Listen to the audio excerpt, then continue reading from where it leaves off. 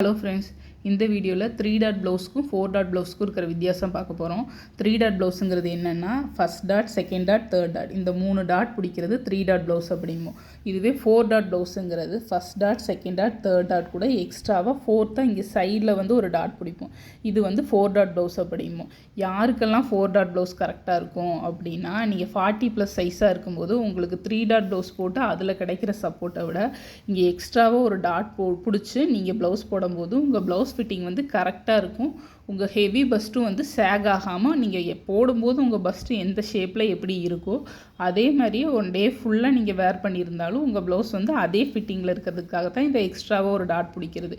நீங்கள் 40, 42, 44ன்னு எந்த சைஸ் இருந்தாலும் இந்த 4 டாட்டுன்னு இந்த எக்ஸ்ட்ராவாக இங்கே ஒரு டாட் பிடிச்சி போடும்போது உங்களுக்கு ஃபிட்டிங் ரொம்ப பர்ஃபெக்டாக இருக்கும்.